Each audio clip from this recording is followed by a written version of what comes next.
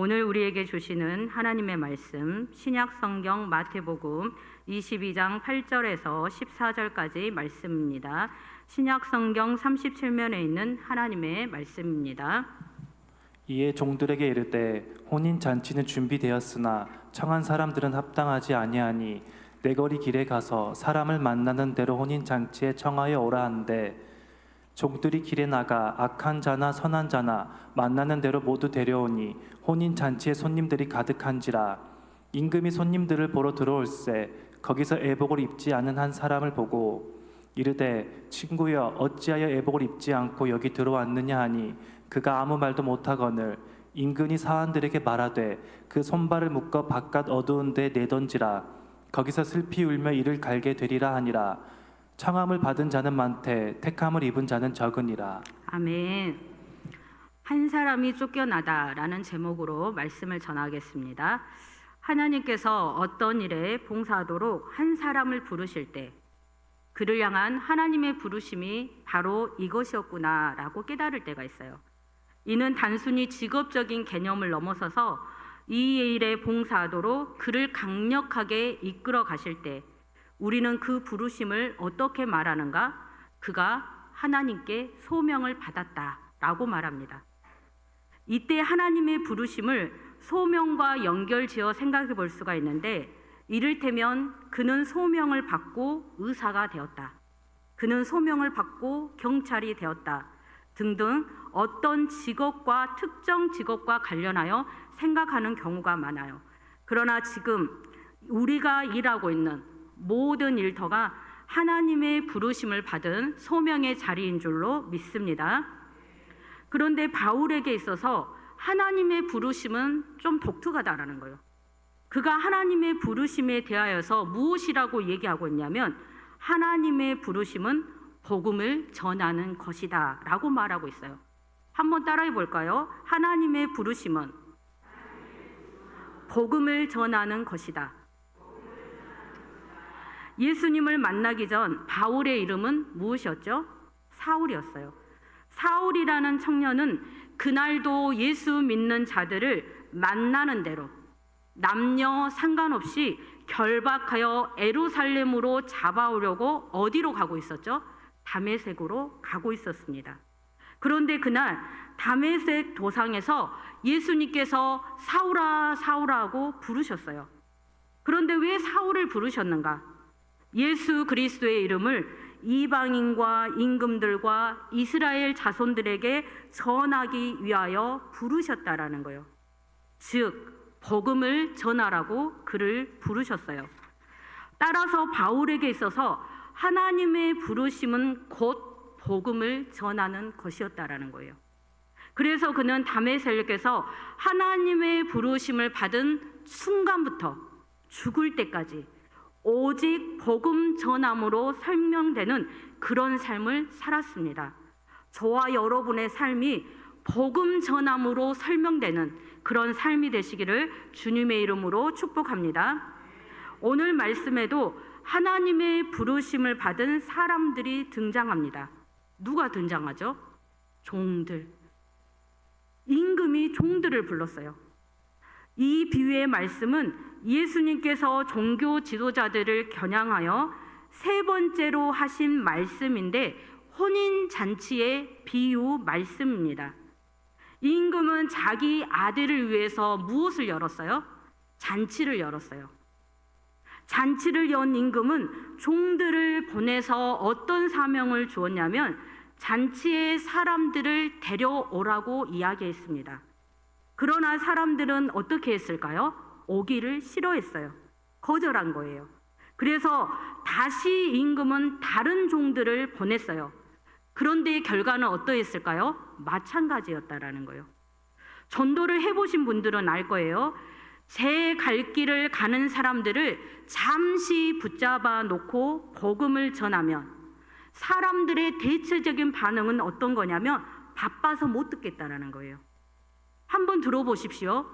예수님께서 우리의 죄 때문에 십자가에서 죽으신 지 며칠 만에 사흘 만에 다시 살아나셨습니다.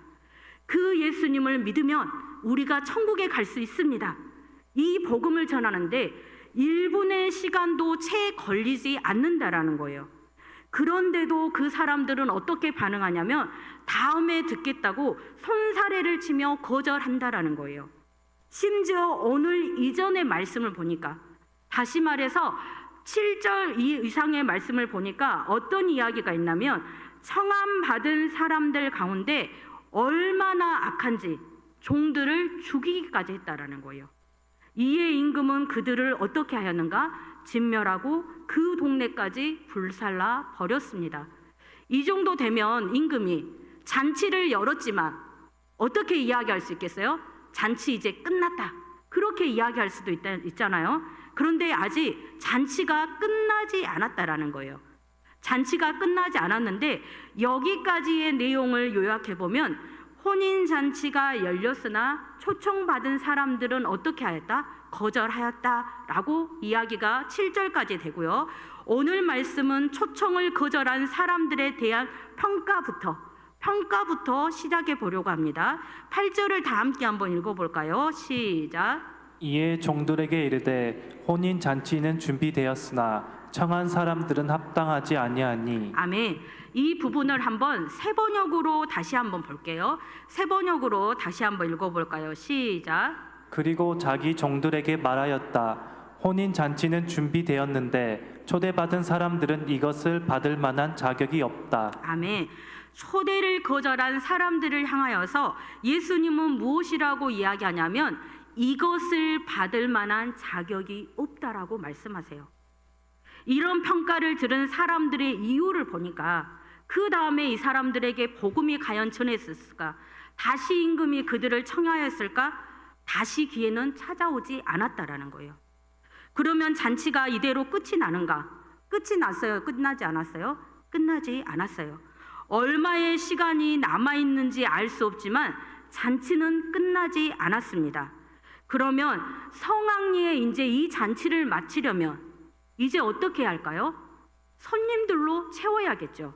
손님들로 채워야 한다라는 거예요. 그래서 임금은 서둘러서 또 종들을 보내요. 종들을 보내는데 어디로 보내는가? 이전과 전혀 다른 곳으로 곧 새로운 사람들에게 다시 종들을 보내고 있어요.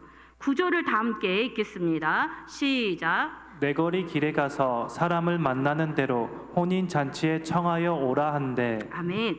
임금은 종들에게 어디로 가라 명령하죠? 내거리 길. 이 내거리 길은 어떤 길이냐면 성에서부터 시골로 이어지는 출구를 뜻하는 길이에요. 다시 말해서 성에서 시골로 이어지는 출구까지 가라는 거예요. 임금의 초청을 거절한 자들로 인하여서 어떤 현상이 일어났냐면 임금의 초청이 이전과는 전혀 다른 지역으로 확산되고 있다는 것을 우리가 알 수 있어요. 초청을 거절한 사람들 때문에 그것이 막혀 있는 것이 아니라 전혀 다른 지역으로 그것이 확산되고 있다는 거예요. 그들의 거절이 없었다면 내거리 길에까지 종들을 보내는 일은 없었을 거예요. 그들의 거절이 결국 다른 지역에까지 확산되는 계기가 된 줄로 믿습니다. 종들은 임금으로부터 내거리 길로 가서 사람을 만나는 대로 청하여 오라는 명령을 받았습니다. 이 명령 앞에서 종들은 어떻게 하였는지를 살펴보겠습니다. 10절을 다 함께 시작. 종들이 길에다가 악한 자나 선한 자나 만나는 대로 모두 데려오니 혼인 잔치에 손님들이 가득한지라. 아멘. 종들은 임금의 명령에 어떻게 하였나요? 순종하였다라는 거예요. 종들은 임금의 명령에 순종하였다라는 거예요. 지금까지 마태복음 22장에 보면 종들이 등장해요. 3절 말씀에도 보니까 임금이 종들을 보냈습니다. 보내면 종들은 갔다라는 거예요. 4절 말씀에 다시 다른 종들을 보내죠. 그러면 종들은 다시 갔어요. 10절 말씀에 임금은 내거리 길로 종들을 보냈습니다. 그러면 종들은 또 어떻게 해요? 갔다라는 거예요. 단 한 번도 종들은 임금의 명령에 노하지 않았어요. 순종했다라는 거예요. 명령한 대로 순종했더니 어떠한 일이 일어났는가? 어떠한 일이 일어났어요? 혼인잔치에 손님들이 가득하게 되었다라는 거예요. 결국 종의 본분은 무엇인가? 바로 순종이라는 거예요.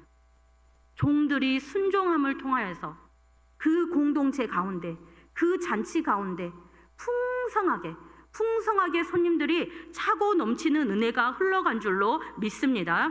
사랑하는 여러분, 9절에서 10절로 넘어올 때 이제 엄청난 감동이 저와 여러분 가운데 올라와야 돼요. 9절에서 10절로 넘어올 때 하나님의 말씀에 나는 삶으로 어떻게 응답하고 있는가를 지금 묻고 있는 거예요. 가서 사람들을 만나는 대로 데려오라. 이 말씀에 저와 여러분은 삶으로 어떻게 응답하고 있습니까? 9절에서 예수님은 우리에게 그것을 묻고 있다라는 거예요. 우리를 마치 종처럼 가서 데려오라. 그 말씀 가운데 너는 삶으로 어떻게 응답하고 있느냐? 그 응답이 어떤 거예요? 10절 말씀이라는 거예요. 그래서 10절 말씀을 통하여서 너도 종들처럼 순종하고 있느냐라고 묻고 계세요. 순종하는 자들을 통하여서 교회의 빈자리가 채워질 줄로 믿습니다. 최근에 부흥이라는 책을 선물 받았어요. 그 책에 이런 말이 있는데요. 부흥은 또 다른 영혼을 찾는 것이다. 우리가 영화나 드라마를 찍을 때 보통 어때요? 그 역할에 맞는 사람을 뭐 한다고 그러죠? 캐스팅한다고 그러죠. 그러니까 그 캐스팅이라는 단어를 썼는데 이 책을 쓰신 분이 감독님이신데 그래서 캐스팅이라는 단어를 정말 잘 쓰셨더라고요. 그러니까 캐스팅된 자가 또 다른 사람을 캐스팅하는 거라 말하고 있어요. 그러니까 오늘 본문 말씀에 빗대어 생각해 보면 캐스팅된 자가 누구냐? 복음을 전하도록 캐스팅된 자가 누구일까요? 하나님으로부터 종들이라는 거예요. 저와 여러분이라는 거예요. 종들은 임금들로부터 사람들에게 임금의 초청을 전하라고 캐스팅된 자들이에요. 이들이 또 다른 사람을 캐스팅할 때 무엇이 일어난다고요? 부흥은 일어난다고요. 부흥은 일어난다고요. 부흥을 꿈꾸시는 분들은 꼭 한번 이 책을 읽어보시기를 권장합니다. 영화로도 나왔더라고요. 그래서 영화로도 보실 분들은 영화로도 보시고, 사랑하는 여러분, 해남중앙교회의 부흥이 어떻게 일어납니까? 바로 캐스팅된 우리가 또 다른 사람을 캐스팅할 때 일어나는 줄로 믿습니다. 다시 말해서 우리가 그에게 복음을 전했습니다. 그 전한 복음을 듣고 그가 예수를 믿었습니다. 그러면 예수를 믿는 바로 그 사람이 이제는 또 다른 사람에게 복음을 전하도록 캐스팅되었다라는 거예요. 캐스팅된 그가 또 다른 사람을 캐스팅한 일들이 계속해서 일어날 때 부흥의 놀라운 역사는 해남중앙교회에도 반드시 일어날 줄로 믿습니다. 저와 여러분은 바로 이 일에 하나님께서 캐스팅하신 줄로 믿습니다. 이 일에 오늘 말씀의 종들이 캐스팅되었어요. 그들에게서 배울 점 한 가지는 어떤 거냐면 그 말씀에 즉시로 순종하는 거. 우리는 좀 미루잖아요. 주님, 지금은 제가 좀 바쁘니까 다음에 전도하러 나갈게요. 다음에 갈게요. 그렇게 미루지만 종들은 한 번도 다음에라고 말하지 않았어요. 임금이 말하면 어떻게 했죠? 즉시로 나가고, 보내면 나가고 즉시로 순종했다라는 거예요. 그 순종의 은혜가 저와 여러분의 삶 가운데도 흘러가시기를 바랍니다. 10절을 다시 한번 읽어볼까요? 시작. 종들이 길에 나가 악한 자나 선한 자나 만나는 대로 모두 데려오니 혼인 잔치에 손님들이 가득한지라. 아멘. 첫 번째 우리가 여기에서 본 것은 어떤 거였냐면 종들의 순종을 보았다라는 거예요. 두 번째는 어떤 거냐면 종들의 초청에 이번에는 단 한 사람도 거절하는 사람이 없었어요. 청함을 받으면 어땠어요? 다 왔다라는 거예요. 이것도 은혜더라고요. 모두가 왕의 초청에 임했어요. 그래서 그 결과는 어떠한가? 혼인잔치에 손님들이 가득 찼다라는 거예요. 그러나 그들 가운데는 이런 사람들도 있을 거예요. 내가 너를 봐서 한 번만 교회에 가주겠다 하며 따라 나온 사람들도 있을 것이고, 뭐가 뭔지도 모르는 상황에서 얼떨결에 나온 사람들도 분명히 있을 거라는 거예요. 어쨌든 일단 손님들이 많이 온 것으로 보아서 잔치는 상황에 맞췄겠구나, 그렇게 우리가 예상해 볼 수 있겠지만 한 사람 사람을 통하여서 반전이 일어나고 있더라는 거예요. 잔치가 성황리에 잘 마쳤다라고 생각했는데 한 사람으로 인하여서 반전이 일어나고 있다. 11절 말씀을 다 함께 읽겠습니다. 시작. 임금이 손님들을 보러 들어올세 거기서 애복을 입지 않은 한 사람을 보고. 아멘. 임금이 이번에는 손님들을 보기 위해서 들어왔어요. 그런데 임금의 눈에 누가 딱 들어와요? 애복을 입지 않은 한 사람이 딱 들어오는 거예요. 목사님 항상 얘기하시잖아요. 앞에서 강단에서 말씀을 전할 때 꼭 눈에 띄는 사람이 있어요. 꼭 눈에 띄는 사람은 어떤 사람일까요? 딴짓하는 사람들은 꼭 눈에 띄어요. 말씀 잘 듣고 있는 사람보다 딴짓하고 있는 사람은 꼭 눈에 띄는데, 그런 것처럼 그 수많은 사람들 가운데 딱 한 사람이 눈에 들어오는데 그 사람이 어떤 사람이냐면 예복을 입지 않는 한 사람이 들어오더라는 거예요. 예복을 입지 않는 한 사람으로 인하여서 이야기는 순식간에 반전을 이루고 있어요. 어떤 반전을 이루고 있냐면 청함을 받았다고 해서 다 똑같은 결말을 맺지는 않았다라는 거예요. 13절 말씀을 다 함께 읽어볼까요? 시작. 임금이 사환들에게 말하되 그 손발을 묶어 바깥 어두운 데에 내 던지라 거기서 슬피 울며 이를 갈게 되리라 하니라. 아멘. 청함을 받아 장치에 오긴 했는데 예복을 입지 않은 거예요. 예복을 입지 않은 사람은 어떻게 되었죠? 결박당한 채 바깥 어두운 곳으로 쫓겨났다라는 거예요. 14절을 한번 이어서 읽겠습니다. 시작. 청함을 받은 자는 많되 택함을 입은 자는 적으니라. 아멘. 따라서 예복을 입었느냐의 유무에 따라서 두 부류의 사람으로 나눠지는데, 어떻게 나눠지냐면 청함을 받은 자와 택함을 입은 자로 나눌 수 있다라는 거예요. 그러면 이 두 사람들 중에 누가 예복을 입은 사람일까요? 택함을 입은 자. 예복은 택함을 받은 사람임을 입증하는 표시라는 거예요. 아, 이 사람이 예복을 입었다. 그러면 어떤 사람이라는 거예요? 택함을 입었구나. 그 표시라는 거예요. 오늘 말씀은 예복을 입지 않는 한 사람에게 스포트라이트를 비추고 있어요. 그러면 그들 가운데 비단 그 한 사람만 예복을 입지 않았을까? 한번 생각해 보는 거예요. 그 수많은 청함을 받은 사람 중에 14절 말씀에서 무엇이라고 말씀하냐면 청함을 받은 사람은 많대. 어떤 사람은 적다고 말씀하세요? 택함을 입은 사람은 적다라고 말씀하세요. 그러니까 지금 주인의 눈에, 임금의 눈에 예복을 입지 않은 한 사람만 스포트라이트가 비추고 있지만 그들 가운데 비단 그 한 사람만 예복을 입지 않았을까? 그런데 우리가 이 말씀을 통하여서 예복을 입지 않는 그 한 사람은 어떻게 되리라는 것을 알 수가 있어요. 바깥 어두운데 쫓겨나겠다, 그것을 볼 수가 있다라는 거예요. 예복을 입지 않는 한 사람을 통하여서 우리가 얻을 수 있는 결론은 어떤 거냐면 그곳으로 말미암아서 결박을 당한 채 바깥 어두운 곳으로 쫓겨나겠구나, 잔치에 들어가지 못하겠구나, 그것을 알 수 있다라는 거예요. 이처럼 한 사람의 운명을 결정짓는 예복이 의미하는 바가 무엇일까? 예복은 하나님의 아들 예수 그리스도에 대한 믿음이라는 거예요. 그 믿음으로 어디에 들어갈 수 있어요? 잔치에 들어갈 수 있다라는 거예요. 그 믿음으로 천국에 들어갈 수 있다라는 거예요. 구원을 얻을 수 있다는 거예요. 그러나 마태복음 전체의 문맥의 흐름상 하나님의 뜻에 합당한 삶의 열매라는 거예요. 요한계시록 19장 8절 말씀을 다 함께 읽겠습니다. 시작. 요한계시록 19장 8절 말씀 제가 읽겠습니다. 그에게 빛나고 깨끗한 세마포의 옷을 입도록 허락하셨으니 이 세마포 옷은 성도들의 옳은 행실이니라 하더라. 하나님의 뜻에 합당한 삶의 열매는 어떤 거냐면 옳은 행실을 의미한다라는 거예요. 즉 예수님의 말씀대로 살아가라는 거예요. 따라서 누가 잔치에 들어갈 수 있는가? 청함을 받고 무엇을 입어야 들어갈 수 있어요? 예복을 입은 자가 들어갈 수 있어요. 그래서 오늘 말씀을 통하여서 우리가 눈여겨서 보아야 할 것은 잔치 자리에 초대를 받았지만 들어가려면 그에 합당한 옷, 예복을 입어야 한다. 그 예복이 무엇인가를 분명하게 정립하고 깨닫는 그러한 시간들이 되시기를 바랍니다. 말씀을 맺겠습니다.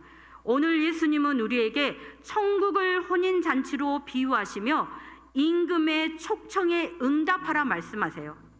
그러나 오늘 본문 말씀을 통하여서 중요한 것은 어떤 거냐면 응답하긴 했지만 들어가지 못하는 사람이 있다는 거예요. 어떤 사람이 들어가지 못하죠? 예복을 입지 않은 사람은 들어갈 수 없다라는 거예요. 예복을 입지 않은 한 사람, 그 사람의 결국이 무엇인가? 바깥 어두운 곳으로 쫓겨나리라는 거예요.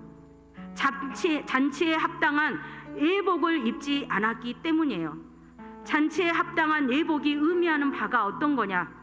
예수님을 믿고 예수님의 말씀대로 살아가고 있느냐 하는 거예요. 다시 말해서 누군가의 전도를 받아 교회에 나오긴 했지만 예수님을 믿지 않고 있다면, 예수님의 말씀대로 살아가지 않고 있다면 잔치에 들어갈 수 있어요, 없어요? 없다는 거예요. 예수님을 믿고 말씀대로 살아갈 때 저와 여러분이 천국 백성으로서 천국에 들어갈 수 있게 될 줄로 믿습니다. 어렵게 교회에 나왔는데, 그래서 수십 년 동안 교회에 다녔는데 예수 그리스도를 믿지 아니함으로 지옥에 떨어진다면 얼마나 비참한 일이에요. 우리 모두가 예수 그리스도를 믿음으로 천국 잔치에 참여하는 기쁨을 받아 누리시기를 바랍니다. 따라서 그 사람이 예복을 입었느냐의 의미에 따라서, 유무에 따라서 잔치에 들어갈 수 있느냐 없느냐, 곧 구원과 결부되어 생각해 볼 수 있다라는 거예요. 앞서 말했던 부흥이라는 책에서 주일학교의 부흥을 일으켰던 D.L. 무디의 일화를 소개하고 있어요. 그 일화에서 1871년 10월 어느 날 무디가 부흥회를 인도하고 있었을 때요. 첫날에 너무나 많은 사람이 은혜를 받은 거예요. 그래서 이 무디가 무엇이라고 얘기했냐면, 마지막 날에 더 많은 사람들을 초청하여 오십시오.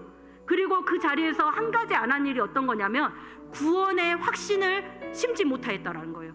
당신이 오늘 예수를 믿고 죽어도 천국에 갈 소망이 있습니까? 믿으십니까? 그 구원의 결심을 하지 못한 채 마지막 날로 미룬 거예요.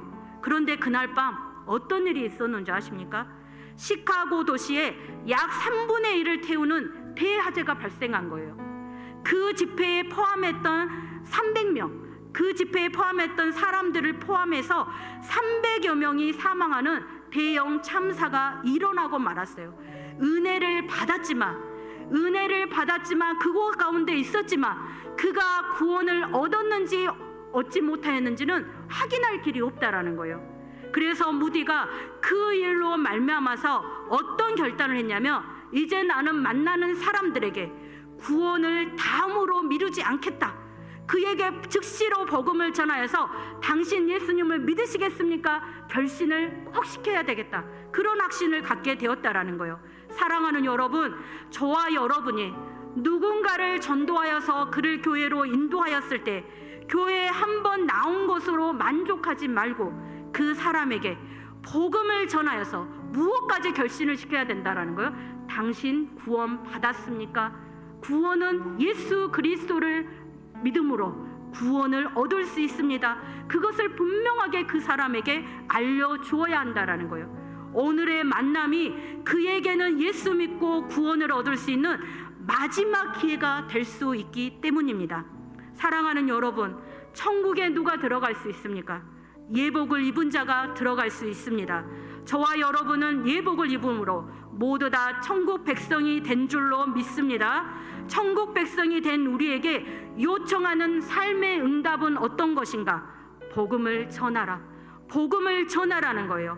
복음을 전하라는 말씀에 즉시로 순종하여서 구원 얻은 자들로 교회의 빈자리를 채워가시는 저와 여러분의 삶이 되시기를 주님의 이름으로 축원합니다.